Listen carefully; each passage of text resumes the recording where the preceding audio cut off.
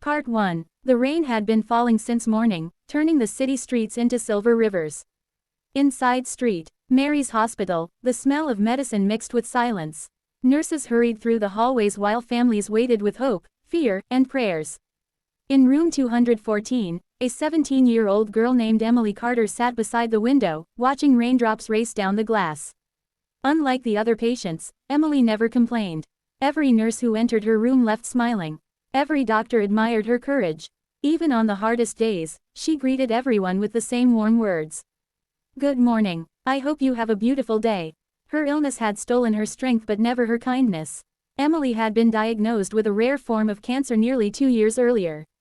She had gone through endless treatments, painful surgeries, and countless nights filled with tears.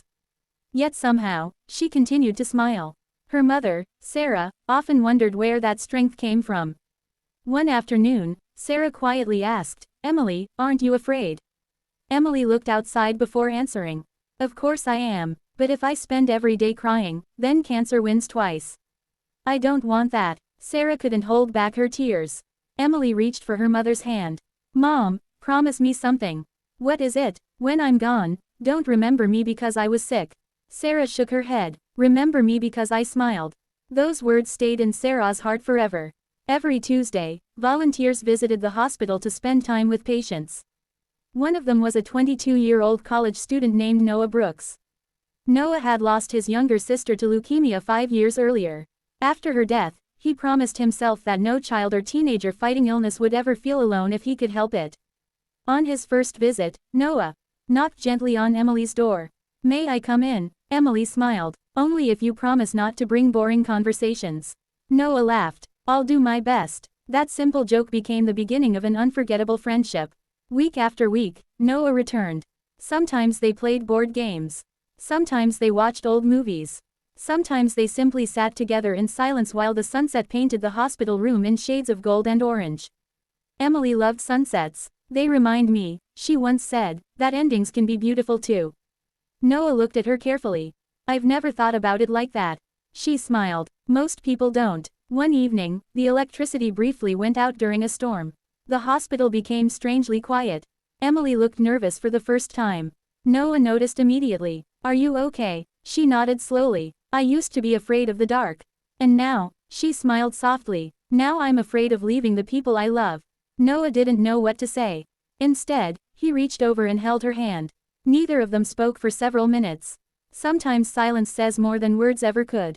As the weeks passed, Emily's health slowly declined.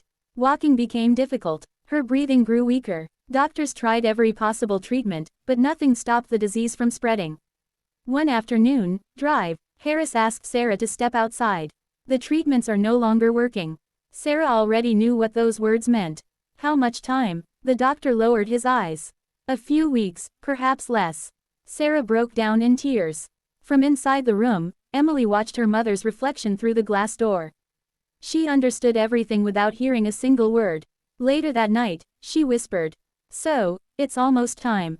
No one answered. No one needed to. Instead of becoming sad, Emily began writing letters. She wrote one for her mother, one for her father, one for every nurse, one for every doctor, one for the little children she had met during treatment. Finally, she wrote one for Noah. But she didn't give it to him. Instead, she placed it inside a small wooden box along with a silver necklace. On the necklace were engraved 5 simple words. "Love never truly says goodbye." She wrapped the box carefully and hid it in her bedside drawer. A few days later, Noah arrived carrying 2 cups of hot chocolate. "I brought your favorite." Emily smiled. "You remembered." "I remember everything." She looked at him quietly. "Can I ask you something?"